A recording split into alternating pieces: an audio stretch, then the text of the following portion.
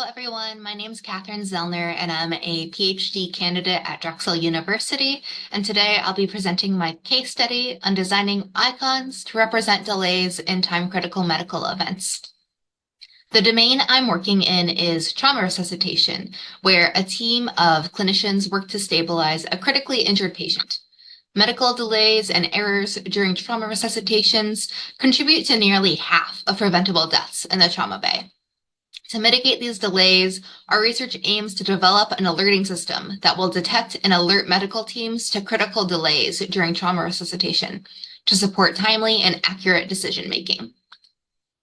In prior work, we developed this prototype alerting system to reduce delays. The system was created following extensive user research, including interviews, design workshops, and simulations with our clinical teams. Our system targets the three most frequently observed delays in resuscitations. First, no IV/IO access, indicating a need for establishing intravenous or intraosseous access. Second, no vital signs or blood pressure, showing missing patient vitals. And third, incomplete request for actions like blood transfusion, intubation, or medication administration. The system has a large wall monitor displaying a grid, and the central area of the grid marks elapsed time, while the surrounding segments will light up with icons specific to each type of delay. For instance, if an additional IV access point is not set up within 5 minutes, its corresponding icon lights up on the grid, drawing immediate attention. This icon fades once the issue is resolved, focusing only on current delays. Acknowledging that not all team members can view the monitor during a procedure, we integrated ambient ceiling lights that correspond to the grid alerts, so the whole team can be aware. This study focuses on the design and the evaluation of the icons for this alert system. Previous icon design research has found that users generally prefer more realistic and easy to interpret icons. Implementations of realistic icons have also shown better outcomes. HCI researchers have previously designed icons for complex concepts in emergency medicine for an electronic health record. Our setting of trauma resuscitation differs from this prior research because our clinicians will need to interpret these complex concepts at a glance without affordances, like being able to hover for a description. The case study was conducted at a level 1 trauma center in an urban pediatric teaching hospital. There were 4 parts to this case study. First, an initial design process, then a survey to evaluate the initial icons, followed by a redesign process, and then a final survey to evaluate the redesigned icons. Participant recruitment was through email, and we reached out to a total of 310 clinicians at our trauma center. For the first survey, 27 clinicians responded, and in the second survey, 29 clinicians participated. Both surveys were conducted via Qualtrics. A graphic designer and I used the 10 by 10 sketching technique to iteratively design concepts for each alert type. We received feedback from clinicians on our research team that we used to develop a first set of icons. These are the initial icons we designed to represent most frequent process delays during trauma resuscitation. We used different iterations of X's to convey that a task was delayed.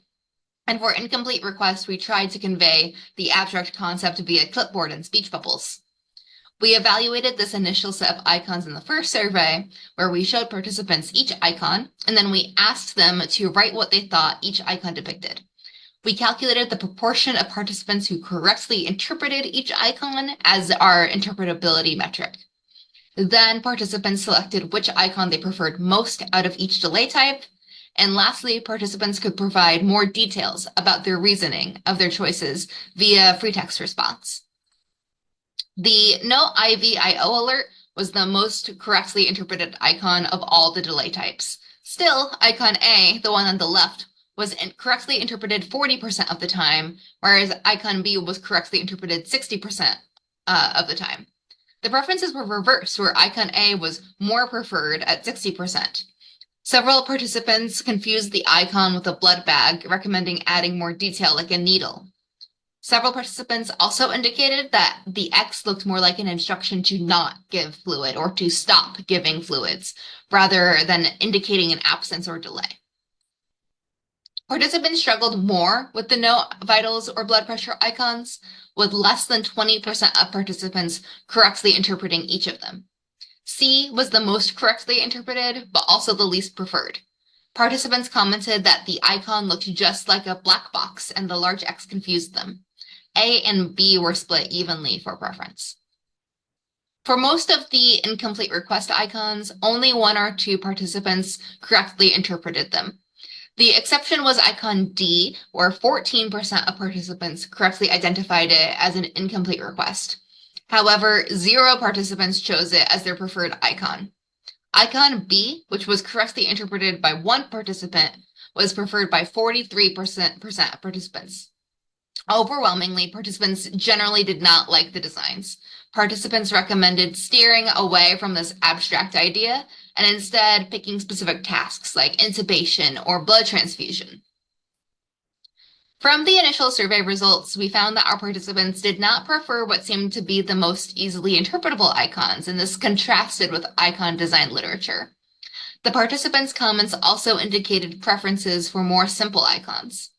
But we redesigned the icons based on the feedback, and we included adding details to the IVIO and vitals icons to make them more realistic.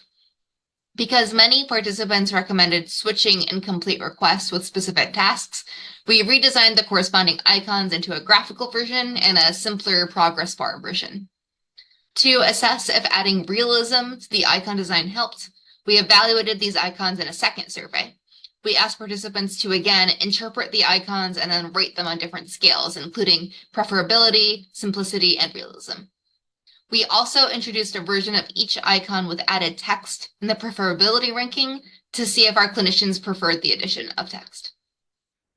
Across the board, interpretability of icons markedly increased after redesign. The new IVIO icon, icon E, was correctly interpreted by over 80% of participants. But surprisingly to us, participants overwhelmingly preferred icon C from the first survey. Despite icon E's interpretability and realism, participants said that they preferred the fewer details and elements in the icon design. For the no vitals or blood pressure icon, icon E was correctly interpreted by 60% of participants and was ranked as most realistic by 37%. Still, participants preferred icon A, once again citing the fewer elements and details in the design. Participants thought there were too many details in icon E and that it would take more time to figure out what it meant at a glance. For incomplete requests, we didn't compare interpretability as the progress bar icon indicated its meaning via text, but interpretability scores for icon A were high. Here we see that although participants thought the graphical icon versions were realistic, they preferred the simplicity of the progress bar icons. Those who did prefer the graphical icon versions said that would be difficult to distinguish from each other at a glance. Despite this higher interpretability, redesigned icons scored low on preference, and complexity was cited as a drawback. Simpler icons were across the board preferred. Adding text improved interpretability, but didn't always improve preference, as it would take more time to read to interpret what the icon was. One participant said that the simplest icon is also the most realistic and the most sufficient.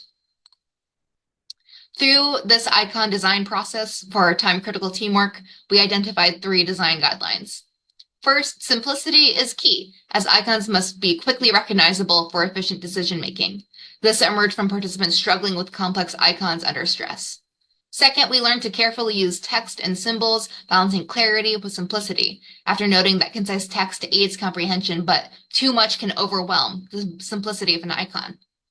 Lastly, the importance of designing and evaluating icons within the system's context became clear, as icons need to be effective under specific environmental constraints like time pressures and cognitive load. In the future, we'll be using the guidelines and the feedback from our participants to evaluate the icons within the system context using live simulations. Thank you so much for listening to my presentation, and thank you to our partners at Children's National and to the National Science Foundation for funding our research. If you have any questions, please feel free to contact me. Thank you.